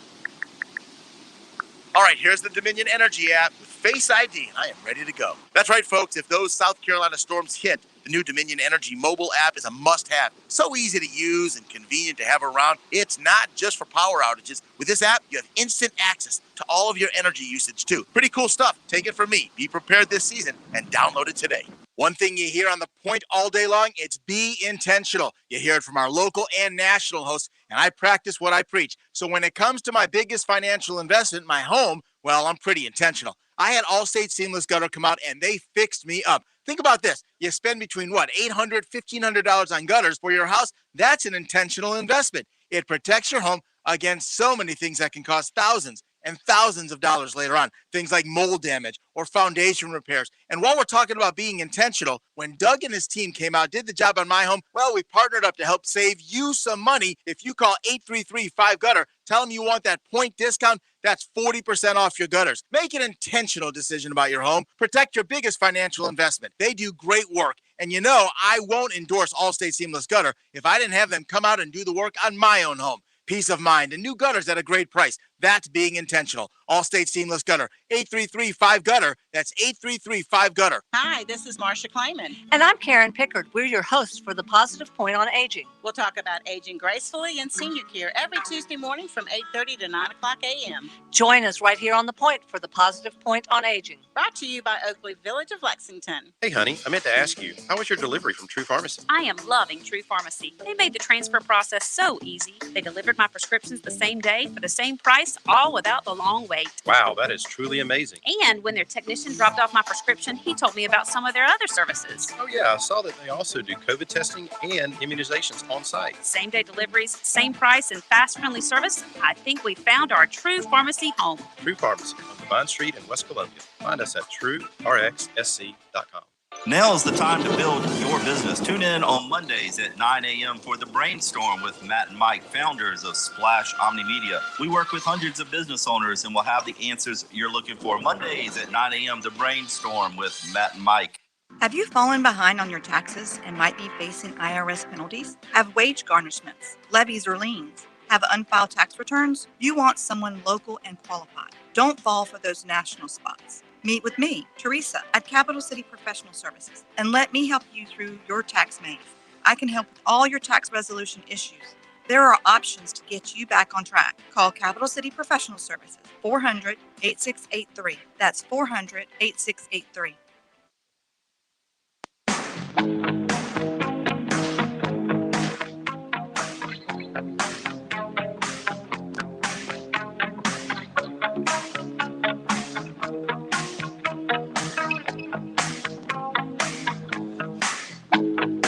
Update that Clemson game down 2-0 to Georgia, top of the second. 2 outs. Tigers do have first and second.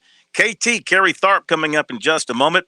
Let's wrap up with Bob Ibach, who was kind enough to hold on through the break after we were telling Harry Carey stories.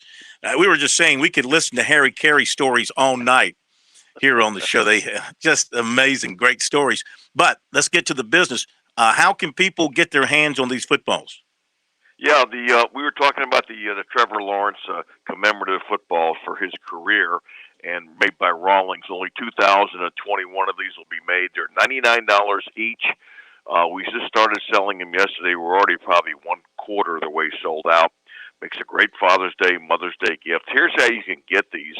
I believe they'll be a historic piece of sports memorabilia because he'll be drafted #1 next week, and I think in talking to some scouts that I know in the NFL, they say he's probably the best quarterback to come out since probably Andrew Luck, and he also reminds me a lot of a guy named Peyton Manning, so I think he's got some pretty good credentials. Here's how you can go ahead and get these footballs to commemorate his great career at Clemson. It's 1-800-345-2868.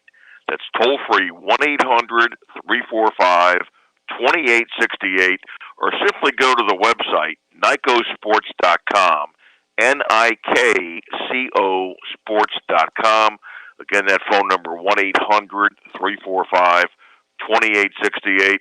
With Mother's Day, Father's Day, anniversaries, birthdays coming up, you're a Clemson Tigers football fan. This young man provided you in the last 3 years with a lot of great moments on that national championship back in his freshman year. Trevor Lawrence, I believe, is going to have one heck of a career. And if I could just say, when I was talking to this NFL scout, I said, give me a couple things that make you so impressed about Trevor Lawrence and why you think he's going to be a sure thing in the NFL.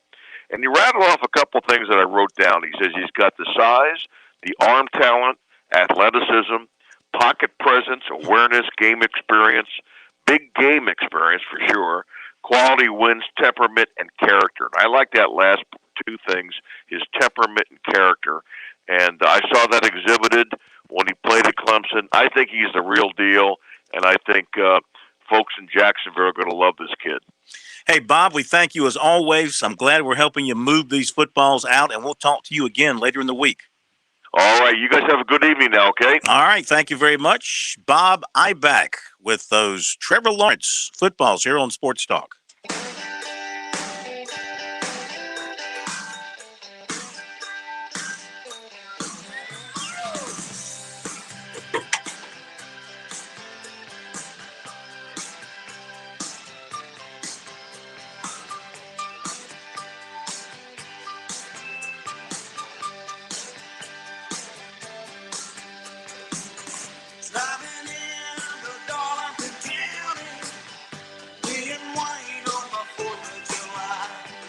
Okay, let's welcome in Kerry Tharp, president of Darlington Raceway. You ever thought about having Trevor Lawrence as your, as your special starter or something like that?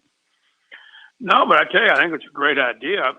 We just have to work out whether or not, the spring or the fall. I would suspect, moving forward next year, the spring would be better for him because the fall race is like a week before they they open up. So yeah, I'll keep that one in mind. I think he'd bring a crowd for sure, and Mhm. certainly is deserving to be recognized in that manner. That's absolutely. I think he's a heck of a football quarterback. Oh yeah, generational. He'll show it in the NFL. So we got Talladega, then we got one more little stop, and then it's Darlington time. Things are coming at you quickly. Well, he really is, Bill. Excuse me, and yeah, we got Talladega this week. The kind of the inevitable crapshoot, as you like to say, and then you go to Kansas, and then lo and behold, you're at Darlington. It's hard to believe it's almost here, and two races ahead of us, and we'll be ready to roll. And really looking forward to it. You're starting to see some of these paint schemes come out, these throwback paint schemes, but some of the teams are unveiling. There was a couple today, and so as we get closer and closer, I think there's a lot of excitement building for this throwback weekend and Mother's Day race. And the fact that we have all three series running over that weekend, I think makes it even more special. So here you are a couple of weeks before folks start to roll in. What is left to do on your to-do list around the track? Oh, goodness. I was around the track a good bit, actually, Sunday afternoon, and then some today and yesterday. Mainly just making sure that the property's looking like we want it to look. There's still some landscaping that we have to do in our landscaper. Really, it started in earnest this week, and we'll be hard at it for the next 2 weeks. There's some signage that needs to be put up, and we're starting to put all that up. We've been painting the walls really for the last 3 or 4 weeks to get those things ready, and really just staffing and scheduling and those types of things. We still have a lot of the social distancing protocols that we have to implement, so we have some signage that we have to get up and things like that, and it's keeps us busy, that's for sure, and there's plenty to do over the next 10 to 14 days, but our team's up for it, and really it's a lot of the details right now that you just want to make sure that the facility looks great and that you're ready to welcome the fans when they get here. Sure. On that Friday. Mm-hmm. Darlington Raceway President Gary Tharp with us as we continue counting down to Mother's Day weekend at the track Too Tough to Tame here on Sports Talk. And KT, I've got a couple for you tonight. Let's look back at Richmond. Alex Bowman steals a win. I don't know that there's a better way to describe it. So what has Denny Hamlin done the last couple of weeks? Could have won at Martinsville last week. Certainly should have won this past weekend at Richmond. How has he upset the NASCAR racing gods so much here the past 2 weeks? Because I don't know that I've seen anybody dominate any more of that race than he did this past Sunday. He won stage 1, stage 2, and then Bowman is able to beat him on the final restart. Yeah, you're exactly right, Chris. I mean, Denny Hamlin has had as good of a season without winning as you could probably almost have. I mean, if you've had him on your fantasy team, you're probably racking up a bunch of points because he's just been so consistent, but although he hasn't gotten to victory lane. And I'm sure that's starting to wear on him. I could see that frustration on his face when he was doing the interviews late Sunday afternoon up at Richmond. That's his home track. He probably thought he had that one put away. And that last restart, Bowman got him. And then once Bowman got ahead, he had better tires. And Hamlin wasn't going to catch him, although there was some lap traffic that they both had to contend with. But I imagine Denny's pretty much shaking his head right now, trying to figure out, what do I need to do to get a win? But on the flip side, if you keep running up in the front, you're going to get a win sooner than later.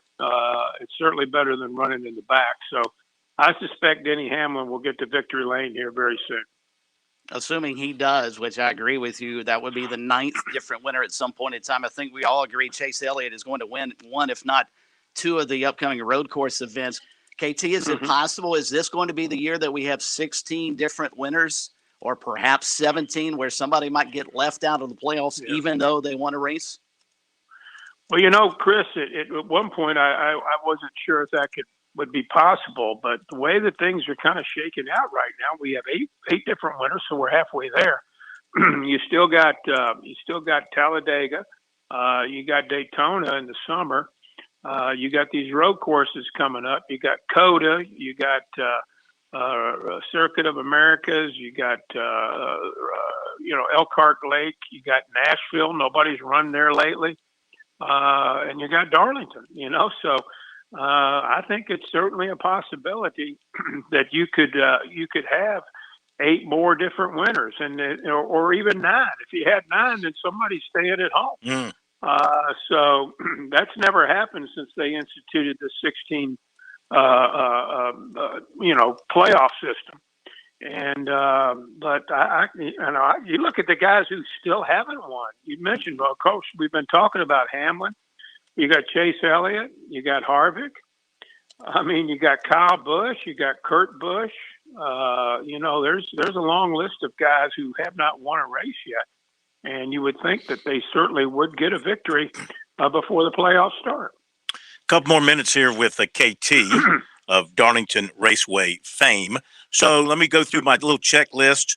Who's doing the national anthem? I know I'm taking a back step here again this spring, maybe in the fall. But who you got doing the national anthem?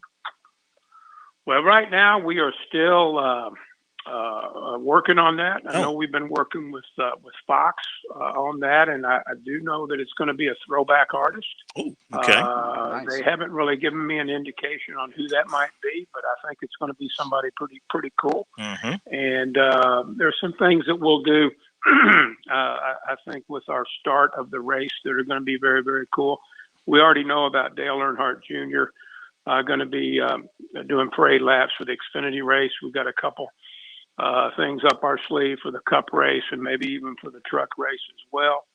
I know there's going to be a military presence, I think, for one of our national anthems over the course of the weekend. And so we're still working through some of those things, but I think it's going to have a good look and feel to it.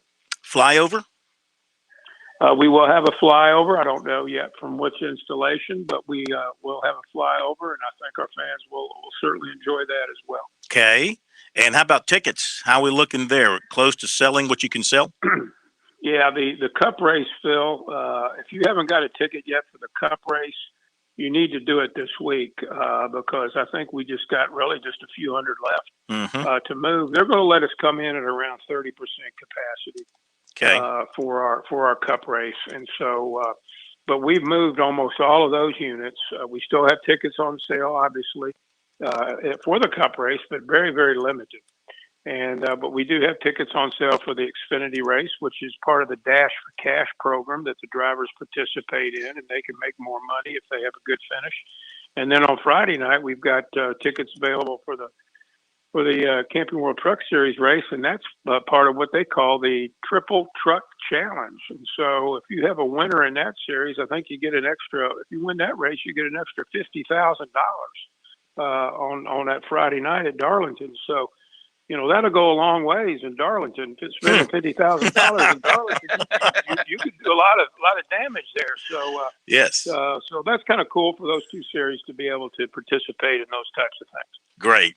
As always, we appreciate it. Enjoy this week in Talladega. We'll get with you next week to get more of the final notes down for your weekend. Looking forward to it. Absolutely, and I'd be remiss in not wishing the head ball coach a happy birthday. Today's his birthday, and so happy birthday to Coach Steve Spurrier. Shane Beamer, I'm glad you mentioned that because Beamer, that was one of the first things he mentioned when he had his presser with us today. And he told a quick story. He had told a story at the time about when he was playing golf at Sage Valley with Spurrier, and Spurrier thought Beamer was a good golfer, and he was playing with Spurrier's group, and Beamer hit some bad shots, and Spurrier sent him to the back group. But he was telling the story that when he was coaching there in, I think, 2007, and they were playing, I forgot the team they were playing, and North Carolina. It was North Carolina. Thank you. It was North Carolina in Chapel Hill, I believe it was, and they tried to rush the punter. They had two guys crashing in off the edges. You probably remember this, KT. They were trying to rush the punter, and they roughed the punter. And, Beamer said the one thing with Spurrier was all he cared about was getting the ball back for the offense. He wanted the ball in his hands. He didn't care how you got it done. And they roughed the punter, and, for the rest of that game, he had to live with the wrath of Spurrier saying, how could you rough the punter? How could you rough the and even after they got back to Columbia, somebody said something to Shane. Yeah, and he said, yeah, if you want to talk to Shane, I think some reporters were talking to Shane, and Spurrier walked by and said, yeah, if you want to talk to our coach who got us to rough the punter, or here's your guy, or something like that, Oh, goodness. I can see him doing that. That's for sure. I remember the night in Kentucky after I can't remember if I think the Gamecocks won, but they gave up a lot of yards and points. And he called Ron Cooper in to answer questions, and Coop was in the shower at the time. You remember that? I remember that. Yeah. I wasn't on staff then, but I do remember that. Yeah. He said, you want to talk to the guy that gave up all the points? Talk to this guy. Yeah, go get – and he sent one of your SIDs, whoever it was, go get Coach Cooper. He's coming out of the shower. Yeah, he was soaking wet, and he walked in like – and cameras are, pointed at him. Yeah, I do remember that. All right, KT. Thank you, man. Talking to you guys. Yeah, Thank you too. y'all. We'll see you soon. All right. That's the thing about Spurrier, man. You never missed a press conference with him. You never missed an opportunity to put a mic in front of him because you just never knew what you were going to get, and it was usually pretty good stuff. Well, his biggest problem is he never had a filter from his brain. If he thought it, he said it. That's right. And sometimes that worked to his detriment, but more times than not to his advantage. But the stories that Shane Beamer told today were priceless. I can even see myself trying to play with Steve Spurrier on the golf course. He would have sent me back to the rotten groups too. To the rear. I'll never forget the first time we played with Lou Holtz, his first media golf tournament. And what Lou would do would play one hole with everybody. You'd come up in your group, and he would drive up and meet you after your tee shot. He'd meet you in the fairway and play in with you. He did that with each group. So he drove up to the group I was with, and I think I actually hit the ball in the fairway. And he comes over there, and he's got his pipe. He takes his pipe. He was smoking a pipe, and he sticks the pipe in his pocket. This is a lit pipe now, and there's smoke coming out of his pocket as he addresses the golf ball. He hits the golf ball. It's a typical Lou Holtz, 150 yards right down the middle. I hit my ball. I actually hit it nicely. And he goes, "Hey, Phil, you're a great athlete." And I said, "Coach, nobody has ever accused me of being a great athlete before, but I appreciate it nonetheless." That was the only time he saw me hit a golf ball. The thing about Helinski, I was trying to come up with the name that people used to call him. Helsinki, that was it. I had to ask my buddy, what was the name you used to always call Helinski? Helsinki. They couldn't get the name right. Helsinki. All right, recruit. Oh, let me update baseball. Clemson down 2-0, top of the third. Nobody out, but runners on the corners for the Tigers. They got a little bit of a threat going. And Coastal Carolina is up on North Carolina. It's 6-1 as they play in the top of the fifth inning. Chanticleer's trying to pull off a big win. Yeah, excuse me, Phil. Chanticleers have hit 3 home runs already off North Carolina pitching. Winthrop pounding Charleston Southern tonight 10-1. And they are playing in the fifth inning. Now to recruiting, brought to you by Seawells. Of course, Seawells. We recommend them highly for their daily luncheon buffet. And it's very, very clean and very, very efficient. Very, very – sound like Danny Ford when I say very, very. Danny Ford used to always say very, very whenever he would talk to you. Very, very happy. Very, very pleased. There's always 2 varies in there. Anyway, Seawell's very, very good. And the price is very, very low for their daily luncheon buffet. And, of course, the very best in the business of catering for your wedding or for your birthday or for your corporate outing, your awards banquet, a business luncheon, whatever. They got it for you at Seawells, 803-771-7385 online at SeawellsCateringSC.com. So catch up on some recruiting. And South Carolina going back into Delaware and taking a look at and offering defensive end Tomiwa Durajaje, 6'5", 255, and he is out of the same hometown as the quarterback the Gamecocks are recruiting. In fact, he's a teammate, and that's out of Middletown, Delaware. And he was contacted by one of the Gamecock recruiting assistants, Taylor Edwards, and sent him a text, said they were offering. He has also been texting with Jimmy Lindsay, defensive line coach, and they want to get him in for a visit. In fact, he's going to be coming in here shortly. I'll tell you about that in a second. And they're going to be doing some virtual visits with him, and he'll get a chance to learn more about them and see more about the program. This past season, in 8 games, he had 50 tackles, 16.5 for loss, and 8.5 sacks. He's 250 pounds, and they say he can put on 20 or 30 more. So they see a guy that can carry weight and also not lose the speed.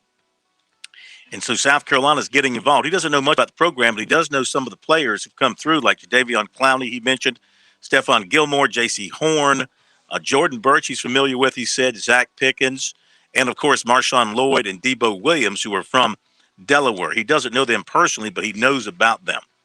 He also has offers from Iowa, Maryland, West Virginia, Michigan, and he's got South Carolina. He's going to visit South Carolina this coming Monday, taking some personal visits. He's going to Duke, NC State, Georgia Tech, Virginia, and South Carolina, starting that trip later this week and finishing it in Columbia on that Monday.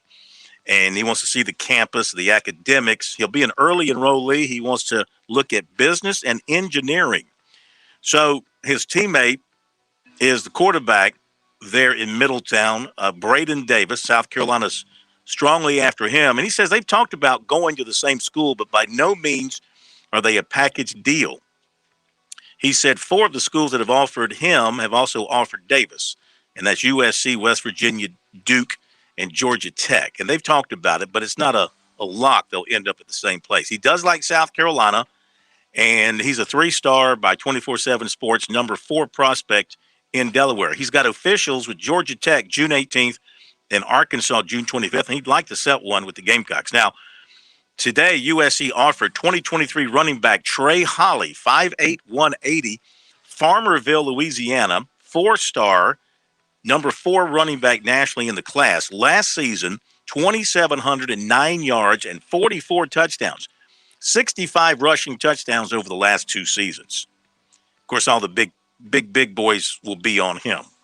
USC in basketball offered 2023 5'11" point guard Dalen Davis of Chicago. He's from that famed Whitney Young high school program. Kansas, Illinois, Nebraska, DePaul, they're in on him. 6'3" Corey Tripp of Medina, Ohio, committed to Wofford. Myrtle Beach defensive tackle Tyrone Miles committed to North Greenville. And as you heard from Ben Middlebrooks, who we spoke to tonight on the program, headed to Clemson. Then, as we talked about earlier, Clemson today got the commitment from the grad transfer 6'4" David Collins of USF, native of Pittsburgh, played 4 seasons, 116 games for the Bulls. He averaged over 13 points, 3 rebounds, 3 assists, a career 42% shooter, 46% for 2-pointers, 32% for 3, 67% from the line for his career. Last season, he averaged 12.5 points per game. His best season was his sophomore year. He averaged 16 points, had a career high of 31 against Stony Brook, 3rd team all-conference that season, MVP of the CBI that year. And for his career, 1,540 points, 7th leading scorer in Bulls history, 10th all-time leading scorer in AAC history. So Clemson now has 11 roster spots taken. Guards Nick Honor, Chase Hunter, Alamir Dawes, Alex Hemingway, Joshua Beadle, David Collins, and forwards Hunter Tyson, Lynn Kidd, P.J. Hall, Ian Shiflin, and Ben Middlebrooks. All right, there you go with recruiting here on Sports Talk, always available for you on our website, SportsTalkSC.com, on Twitter. Use the hashtag STRecruiting. What do you got, Pat? Hey, sorry, I just wanted to add to that. It's actually a story that first came out last Friday. Sunbelt Player of the Year, Coastal Carolina's Devontae Jones, has re-entered the transfer portal. He initially entered last week, now is back in it. But the breaking news of this is he just listed to ESPN the schools that have all reached out to him. A lot of big names, but 2 that are missing, Clemson and South Carolina, apparently have not reached out to him. Chris, you got something on this? It's a shame. It goes back to what we were chatting about last week, Phil, with regards to the group of 5 level players sort of using that level to increase their draft stock or even their ability to go up to the Power 5, sort of a breeding ground. Devontae Jones, terrific player. He will make an immediate impact on where he goes. It's a shame that South Carolina and Clemson aren't looking at him or don't have a spot available for him. He's 6'3", shooting guard, was one of the best players in the Sun Belt this past year. Obviously, as Pat pointed out, player of the year, really good defender. I mean, he does everything you want out of a guard. And I saw he initially decided to declare for the draft, but not sign with an agent, and then put his name into the transfer portal. It evidently was pulled back out. Now it's back again. So big loss for Coastal Carolina for sure. No question. Clemson gets a run home. Grice, a sacrifice fly. And that's all they get. Bottom of the third, Georgia leading the Tigers 2-1. And Coastal Carolina 6-1 over North Carolina. Thank you, Chris. Have a great night. Thank you, Pat. Have a great night. And thanks to all of you. Y'all have a great night. And we'll see you tomorrow here on Sports Talk.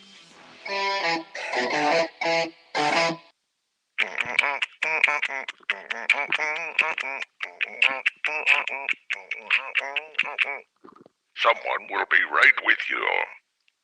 The Point. WQXL Columbia, W264DF. Grills, outdoor kitchens, and fireplaces. Spring Sizzle starts with Bart. This is 107 Florida. The Point. No, Mooney Catholic High School. He's making his first appearance of this 2021 season. He did pitch one time, March the 4th, back in 2020 against the College of Charleston. Pitched 1/3 of an inning, gave up 2 hits, 3 earned runs, and a walk. And for Rob Hughes, pitches 2 1/3, 2 hits, 2 earned